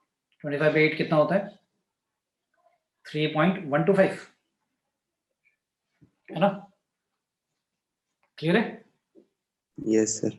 Yes, sir. तो तुम्हें ग्राफ भी दिखा देता हूँ इसका। क्या था हमारा, बताना जल्दी से, क्या था, y इक्वल्स टू माइनस का 2x² आगे प्लस X plus क्या लिखा था, plus X plus x plus 3, plus यही था। yes, sir. चलो इस ग्राफ को देखकर तुम्हें समझ में आ रहा होगा। देखो ये हमारी मैक्सिमम वैल्यू दिख रही है, दिख गई भाई। Yes, graph sir. मैक्सिमम कहां तक है, ग्राफ की वैल्यू मैक्सिमम y की वैल्यू 3.125 तक की गई है। 25/8 आ रहा था ना हमारा, 3.125। और कौन सी वैल्यू के लिए होगी, अगर मैं पूछूं x की कौन सी वैल्यू के लिए होगी, तो x की वैल्यू हमारी कितनी आ रही थी। अच्छा x की वैल्यू अब निकाल लो, अगर निकालना है तो x की वैल्यू होगी -b/2a, वो भी यही आएगी, चेक कर लो। -b करोगे तो आएगा -1 divide by twice of a, तो 1/4 आ रहा है, 1/4.25 ही होता है। ग्राफ में दिख रहा था वो पॉइंट, ऐसे था ना कुछ ग्राफ। तो ग्राफ में ये पॉइंट था 0.25, 3.125। तो y की ये मैक्सिमम वैल्यू है, किस वैल्यू के लिए, इस वैल्यू के लिए। ठीक है, समझ आ गया? Yes, sir. पूछो किसी को डाउट है तो। डन, चलो आगे चलते हैं। अब आता है लेट्स से कुछ जो क्वाड्रेटिक पॉलिनोमियल है, क्वाड्रेटिक फंक्शन, उसके ग्राफ अलग अलग तरह से हो सकते हैं। पैराबोला होगा या तो अपवर्ड वाला या डाउनवर्ड वाला, लेकिन उसमें भी बहुत सारे केसेस हैं। क्या क्या, लेट्स से पहला आता है ग्राफ ऐसा है, लेट्स से पहला ग्राफ मतलब कभी भी एक्स एक्सिस को क्रॉस ही नहीं कर रहा। और ये लेट्स से पॉइंट ले लिया मैंने, ये जो वर्टेक्स वाला पॉइंट है v, इसके लिए यहाँ पर x की वैल्यू कुछ भी ले ली, लेट्स से p। ठीक है, अब मैंने कहा कि इस ग्राफ को देखकर जल्दी से मुझे बताओ a कितना है, a पॉजिटिव या नेगेटिव, जल्दी से बताओ। ए क्या होगा? Positive. पॉजिटिव होगा क्योंकि ग्राफ अपवर्ड पैराबोला है। डी की वैल्यू बताओ क्या होगी? डिस्क्रिमिनेंट क्या होगा? डिस्क्रिमिनेंट क्या होगा भाई? Less than 0। Negative. क्यों? क्योंकि मैंने, हाँ नेगेटिव होगा क्योंकि मैंने बोला था कि अगर रूट्स रियल आ ही नहीं रहे, मतलब नो रियल रूट्स है ना, तो नो रियल रूट के लिए आपने कंडीशन पढ़ी होगी, याद है सभी को? बताने की जरूरत तो नहीं है। क्या होता था आपका जो x होता था वो ऐसे लिखते थे ना, minus b plus minus root d divide by 2a, है ना, यही होता था ना। तो अगर d नेगेटिव आ गया, अगर d नेगेटिव आ गया तो रूट्स रियल एग्जिस्ट ही नहीं करेंगे। इसका मतलब रूट एग्जिस्ट नहीं करेंगे, इसका मतलब x की कोई वैल्यू ऐसी होगी नहीं जिसके लिए y 0 आ जाए। तो यहाँ पर ग्राफ को ही देखकर पता लग रहा है कि ग्राफ कभी भी x एक्सिस को क्रॉस नहीं कर रहा है, इसका मतलब y की वैल्यू कभी भी 0 नहीं आएगी। y की वैल्यू ऑलवेज क्या होगी? ग्रेटर देन 0 होगी। ये वो वाला केस है जो मैंने बोला था कि हमेशा ax square bx plus c क्या होगा? हमेशा ग्रेटर देन 0 होगा। याद आ रहा है? Yes, sir. और ये जो आप लिख रहे हो ax square plus bx plus c, ये बेसिकली y तो है, क्योंकि फंक्शन को ही तो आपने माना है, ax square plus bx plus c को ही तो y मान रहे हैं। ठीक है, क्लियर है यहाँ तक? Yes, sir. इसका डोमेन, मैंने कहा था पॉलिनोमियल फंक्शन का डोमेन तो हमेशा रियल नंबर होगा, तो डोमेन के बारे में तो एकदम ही कह सकते हैं आर होगा। इसका रेंज क्या होगा बताएगा कोई? इसका रेंज कहां से कहां तक आएगा? ये जो वर्टेक्स होता था, ये वर्टेक्स होता था minus B by 2a comma minus D by 4a, और ये आपकी y की वैल्यूज होती थी और ये आपकी x की वैल्यू होती थी वर्टेक्स में। इस ग्राफ को देखकर कोई मुझे बताएगा जो रेंज है वो कहां से कहां तक है? ये जो लिखा है माइनस डी बाई 4a, ये जो y की वैल्यू, ये मैक्सिमम है या मिनिमम है? बताओ इस ग्राफ के लिए ये जो माइनस डी बाई 4a आपने लिखा है, ये मैक्सिमम है मिनिमम वैल्यू है y की? Minimum. मिनिमम है। मैक्सिमम तो ऊपर तक जा रहा है, तो यानी मिनिमम है तो माइनस डी बाई 4a यहाँ आएगा और मैक्सिमम में क्या आएगा? इन्फिनिटी आएगा। समझ में आ गया? Yes, sir. ठीक है भाई, सभी को आया समझ में? Yes, sir. नेक्स्ट ऐसा ग्राफ अगर आ गया, अब उल्टा ले लेते हैं, कुछ ऐसा आ गया लेट्स से। अब यहाँ पर वर्टेक्स फिर वही है minus B by 2a minus D by 4a। इस ग्राफ के लिए ये बताओ क्या है? Less than 0। डी क्या है? डिस्क्रिमिनेंट क्या होगा? वो भी लेस देन 0। और जो आपका y है ax square plus bx plus c, वो भी क्या होगा? लेस देन 0 होगा। ठीक है, और रेंज बताएगा कोई मुझे? इसकी रेंज कहां से कहां तक होगी? अब ये रेंज के लिए ये जो वैल्यू है माइनस डी बाई 4a, इस बार क्या होगा? मैक्सिमम है ना, B. इस बार ये मैक्सिमम होगा। मैक्सिमम होगा तो यहाँ आएगा माइनस डी बाई 4a और लेफ्ट में क्या आएगा? Minus infinity. क्यों? क्योंकि नीचे तक जा रहा है, राइट? समझ में आ गया? Yes, sir. थर्ड केस लेते हैं, ग्राफ ऐसा भी हो सकता था, एक्स एक्सिस को लेट से कट कर रहा है ग्राफ इस तरह से। अच्छा बेटा, पायल बेटा अपने आपको म्यूट रखो बेटा, पीछे से बैकग्राउंड साउंड आ रही है आपकी। अगर ग्राफ जो है लेट से एक्स एक्सिस को इस तरह से टच कर रहा है, तो ए की वैल्यू क्या होगी और डी की वैल्यू क्या होगी? ए क्या होगा? पॉजिटिव कह सकते हैं भाई, ग्राफ ऊपर की तरफ है पैराबोला, तो ए तो पॉजिटिव होगा, तो कंफर्म है। डी क्या होगा कोई बताएगा? D D Less than. बेटा डी इसमें तो इक्वल टू 0 होगा ना, भूल गए? इक्वल रूट्स याद है? Yes, इसमें sir. तो अल्फा और बीटा से, इसमें तो अल्फा और बीटा सेम ही हो गए ना इस पॉइंट पर, इस पॉइंट पे अल्फा और बीटा सेम ही हो गए, तो इसका मतलब तो इक्वल रूट वाली कंडीशन लगेगी, डी इक्वल टू 0, तो उसमें डी इक्वल टू 0 होगा। और इसका रेंज क्या होगा? इसका रेंज क्या आएगा बताओ? इसमें रेंज y की वैल्यू मिनिमम कहां तक गई है? 0, और मैक्सिमम, मैक्सिमम तो कोई लिमिट ही नहीं है, ऊपर ही चल रहा है। क्यों? क्योंकि ये भी एक तरह से वर्टेक्स हो गया minus B by 2a comma minus D by 4a। फिर डी की वैल्यू तो इस बार पता ही है 0 है, तो अगर डी 0 है तो 0 अपॉन 4a करोगे तब भी 0 ही आएगा। तो इस बार मिनिमम वैल्यू 0 होगी और मैक्सिमम इन्फिनिटी। क्लियर है? Yes, sir. फिर ले लेते हैं, लेट्स से ऐसा ग्राफ आ गया,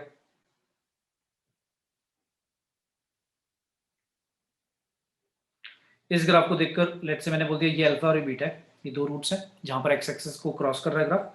तो ए पॉजिटिव है इसका, डी क्या होगा? पॉजिटिव है नेगेटिव? अब ग्राफ दो जगह पे कट कर रहा है, दो जगह पे कट कर रहा है, इसका मतलब कौन से रूट्स हैं पता है? Distinct Yes. रियल रूट्स वाली कंडीशन लगेगी। क्या होती थी यार डी की वैल्यू? ग्रेटर देन जीरो, इस बार तो इक्वल टू भी जीरो नहीं होगा, लेस देन जीरो भी नहीं, ग्रेटर देन जीरो होगा, मतलब वैल्यूज आएंगी दो, ठीक है। और फिर इसके बाद अगर मैं रेंज पूछूं, कोई बताएगा रेंज क्या होगी इसकी? अब रेंज कैसे बताएं, मतलब जो y की वैल्यूज हैं वो कहां से कहां तक? ये फिर वही पॉइंट है आपका, क्या माइनस बी बाई टू ए और माइनस डी बाई फोर ए, वही पॉइंट है। तो रेंज कहां से कहां तक होगा? ये जो पॉइंट है y वाला, ये मैक्सिमम मिनिमम है, मिनिमम है ना? Yes, sir. तो माइनस डी बाई फोर ए से लेकर इन्फिनिटी तक ही होगी, ठीक है। लेकिन इसमें भी केस बना दिया, क्या केस बना दिया? इफ आपका जो x है, जो आपका x है लेट से, वो बिलोंग करता है माइनस इन्फिनिटी से अल्फा तक और यूनियन बीटा से लेकर इन्फिनिटी तक, मतलब ये वाला पार्ट ले रहा हूं मैं, देखो ध्यान से देखना जो बता रहा हूं मैं ये वाला पोर्शन ले रहा हूं, x की वैल्यू ये वाली ले रहा हूं। अगर मैं ये x की वैल्यू लेता हूं तो y ऑब्जर्व कर रहे हो आप, y की वैल्यू हमेशा क्या आ रही है? पॉजिटिव आई है, दिख रहा है? Yes, तो sir. आपने x की वैल्यू यहाँ पे ली, लेट से ये वाली वैल्यू ली, x की वैल्यू लेट से कुछ भी ले ली -3, तो आपको दिख रहा होगा y की वैल्यू पॉजिटिव आएगी, राइट? Yes, sir. अच्छा, और यहाँ पर भी आपको दिख रहा होगा, अगर मैं बीटा से आगे लेता हूँ, ये वाला यहाँ पर x की वैल्यू लेता हूँ, तो भी y की वैल्यू क्या आएगी? So सारी positive. पॉजिटिव आएंगी, दिख रही है? Yes, तो इसका sir. मतलब अगर आपका x जो है माइनस इन्फिनिटी से अल्फा के बीच में और यूनियन बीटा से इन्फिनिटी के बीच में, तो आपका जो y होगा, y या fx, वो क्या आएगा? हमेशा ही पॉजिटिव आएगा। ये बात क्लियर है? Yes, sir. अल्फा और बीटा लूंगा तो क्या आएगा? दूसरा case, if x equal to alpha या बीटा है तो फिर y तो जीरो होगा। ये तो बात क्लियर है, क्योंकि अल्फा और बीटा पर y जीरो हो जाता है, ये तो बताने की जरूरत भी नहीं है। और थर्ड बात आती है जब x बिलोंग करेगा कहां से कहां तक? अल्फा और बीटा के बीच में जब बिलोंग करेगा, बीच में, ना तो अल्फा ना बीटा, उनके बीच में, तब y की वैल्यू दिख रही है क्या आएगी? तब y या fx बेटा क्या आएगा? पॉजिटिव या नेगेटिव? So positive. बेटा नेगेटिव आएगा। ये देखो ना, ये मैंने यहाँ पे ले लिया, यहाँ पे x की वैल्यू ले ली कुछ, लेट्स से 2 ले लिया, तो आप इस x की वैल्यू के लिए जब y पे निकालोगे बेटा, ये वाला पॉइंट आएगा, ये वाला पॉइंट नेगेटिव नहीं जा रहा, ये दिख नहीं रहा नेगेटिव है, दिख रहा है? ग्राफ आपका, जो ग्राफ है आपका, ये वाला ग्राफ देखो ना, ये वाला जो ग्राफ है, ये वाला ग्राफ, ये वाला पोर्शन y की वैल्यू इस ग्राफ पर, ये जो मैं ब्लू वाला शेड कर रहा हूँ, इस वाले पार्ट पर हमेशा y की वैल्यू नेगेटिव नहीं होगी क्या? Yes, sir. x एक्सिस से नीचे है ना, x एक्सिस से नीचे है, और ये जो पार्ट है, ये वाला पार्ट जो ग्रीन वाला शेड कर रहा हूं, ये वाले क्या है? इनमें y हमेशा क्या होगा? पॉजिटिव। क्लियर है? Yes, sir. तो यहाँ पर y ग्रेटर देन जीरो है, यहाँ पर भी y ग्रेटर देन जीरो है, और यहाँ पर y क्या है? Less than zero. क्लियर है? Yes, sir. जब Yes, आपका जो x होगा वो अल्फा से पीछे और बीटा से आगे होगा, तब तो हमेशा y पॉजिटिव आएगा, और अगर अल्फा और बीटा के बीच में है तो नेगेटिव आएगा, और अल्फा और बीटा है तो जीरो आएगा। ये बात समझ में आई? Yes, sir. क्लियर है? Yes, sir. बेटा बोलो अगर किसी को नहीं आया तो दोबारा समझाऊं। सभी को क्लियर? Yes, sir. चलो नेक्स्ट केस लेते हैं एक और। अब ग्राफ उल्टा ले लेते हैं, ऐसे ए क्या है इसका? Less than zero. डी क्या है? कोई बताएगा डी क्या है इसका बेटा? बताओ डी की वैल्यू क्या होगी? D by equal to zero है, अल्फा इक्वल टू बीटा, इसमें भी इक्वल रूट्स हैं। Yes, sir. और रेंज क्या होगा? रेंज इस बारी मिनिमम तो माइनस इन्फिनिटी है, और मैक्सिमम क्या आएगा? माइनस डी बाई फोर ही होता है, लेकिन डी की वैल्यू जीरो, तो मैक्सिमम कितना होगा? जीरो ही होगा। तो इस बार इसकी मैक्सिमम वैल्यू जीरो होगी, मिनिमम माइनस इन्फिनिटी। ठीक है? क्लियर है? Yes, sir. और लास्ट है ये वाला ग्राफ, इस बार ले लिया हमने डिस्टिंक्ट रियल रूट्स वाला कंडीशन, लेकिन दो अलग अलग, अल्फा अलग बीटा अलग। अब जल्दी से फिर वो बता दो मुझे, इस वाले पोर्शन में क्या होगा, इस वाले पोर्शन में क्या होगा, और इस वाले पोर्शन में क्या होगा। एक एक करके, एक मिनट रुको। सबसे पहले आते हैं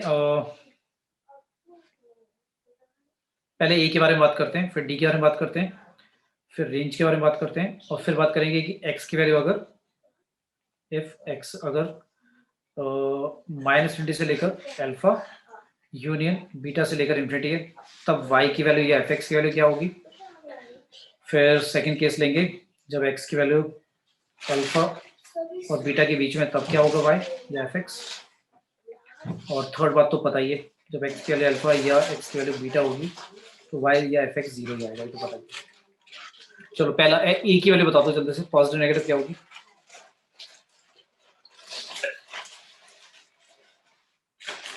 ए की वैल्यू बेटा क्या है इसमें, ग्राफ को देखकर अगर डाउनवर्ड पैराबोला है तो ये क्या होगा, Negative. नेगेटिव होगा। डी की वैल्यू बता दो क्या होगी। Negative. यार ऐसे मत करो भाई, यार डी ग्रेटर देन 0 होगा बेटा, डिस्टिंक्ट रियल रूट्स है, ये बेटा 10th की कंडीशन है, 10th में भूल गए आप। अगर दो अलग अलग रूट्स आ रहे हैं, चाहे ग्राफ ऊपर वाला हो चाहे नीचे वाला हो, अगर दो रूट्स आ रहे हैं तो रूट्स आने का मतलब है डी आपका पॉजिटिव होगा, क्लियर है, 0 भी नहीं होगा, पॉजिटिव। क्योंकि जब आप x की वैल्यू लिखते हो ये, तो ये वो x की वैल्यूज होती है जहां पर y क्या होता है, 0 होता है ना, क्लियर है। तो रूट्स अगर आपके निकल रहे हैं, यानी कि x की वैल्यू कुछ ना कुछ ऐसी आ रही है जहां पर y 0 है, तो पहली बात तो यही है ना कि d की वैल्यू भाई क्या होनी चाहिए, ग्रेटर देन 0 होनी चाहिए। अगर आपका d ग्रेटर देन 0 नहीं होगा तो दो आंसर अलग अलग आएंगे ही नहीं, क्या समझ भाई। Yes, sir. जब आप d 0 कर देते हो तो होता क्या है, ये हो जाता है ना कि -b/2 है और दूसरे वाला भी -b/2 है, तो दोनों इक्वल आ जाते हैं, इन्हीं को हम अल्फा बीटा बोल देते हैं, कह देते हैं कि इक्वल रूट्स हैं। और d अगर आपका लेस देन 0 है तो आप कहते हो x की वैल्यू नो रियल रूट्स, भाई x की वैल्यू निकलेगी नहीं, क्यों, क्योंकि रूट नेगेटिव आ जाएगा, और रूट के अंदर अगर नेगेटिव आ रहा है तो फिर वो तो इमेजिनरी होता है, तो बोलते ही नहीं हम, फिर ग्राफ कट ही नहीं करता x एक्सिस को, यही मतलब होता है इसका, ठीक है। Yes, sir. तो चलो अब बताओ रेड वाले पोर्शन में, मतलब जब आपका x की वैल्यू -∞ से अल्फा के बीच में या फिर बीटा से इंफिनिटी के बीच में आगे, तो रेड वाले पोर्शन में y की वैल्यू या एफ एक्स की वैल्यू क्या आ रही है, नेगेटिव आ रही है पॉजिटिव आ रही है, ग्राफ Negative. नेगेटिव वाला ग्राफ को देख के पता लग रहा है। और अल्फा और बीटा के बीच में तब क्या आ रहा है ग्राफ, So positive. ठीक है, सभी को समझ में आ रहा है। Yes, sir. और एग्जैक्टली इन पर क्या आ रहा है, बीटा और अल्फा पर 0 आ रहा है, राइट, ठीक है, सभी को क्लियर हो गया बेटा। Yes, sir. Yes, sir. तो नेक्स्ट क्लास में ना हम क्वाड्रिक फंक्शन में क्वाड्रिक इक्वेशन और क्वाड्रिक फंक्शन करेंगे, तो उसमें हम लोकेशन ऑफ रूट्स, मतलब रूट्स यही जो मैं बता रहा हूँ कि कहाँ पर रूट्स की कंडीशन हम लगाएंगे कि ग्रेटर देन 0 है, लेस देन 0 है, या अल्फा बीटा के बीच में है, तो कुछ वेरिएबल दे देंगे तुम्हें, मतलब एक इक्वेशन दे देंगे ऐसे 2x² + kx + 3, और इस इक्वेशन के बाद तुम्हें बोल देंगे कि रूट्स रियल और डिस्टिंक्ट हैं, no real roots, equal roots, तो k की वैल्यूज अलग अलग कंडीशन के लिए अलग अलग निकालनी पड़ेगी हमें। तो उसमें जितनी भी बातें मैं बता रहा हूँ ये सारी यूटिलाइज होंगी, तो बेटा ध्यान रखो। पहली बात क्या, वर्टेक्स क्या होता है, वर्टेक्स जो है वो मिनिमम वाली वैल्यू देगा y की या मैक्सिमम देगा, अगर ऊपर वाला है तो मिनिमम आएगा, नीचे वाला है तो मैक्सिमम आएगा। किस x की वैल्यू के लिए आएगा, -b/2a से निकल जाता है। फिर रेंज कहां से कहां तक आएगा हमारे ग्राफ का, रूट्स रियल है तो जहां पर रियल रूट्स हैं अल्फा और बीटा, वहां पर y की वैल्यू 0 होगी, और अगर ग्राफ को देखकर हमें देखना है कि ग्राफ ऊपर वाला है डिस्टिंक्ट रियल रूट, उस केस में y पॉजिटिव कहां पे होगा, y की वैल्यू नेगेटिव कहां पे होगी और 0 कहां पे होगी। तो ये सारी बातें एनालाइज करनी है और इनको देखकर पढ़ के आना नेक्स्ट क्लास में, ठीक है परसों, ठीक है। Yes, okay. कि यही टॉपिक आगे कंटिन्यू करूंगा, तो जिस बच्चे ने ढंग से समझा है उसी को फिर आगे समझ में आएगा, नहीं तो समझ में नहीं आएगा, ठीक है, clear. Yes, sir. Yes, sir.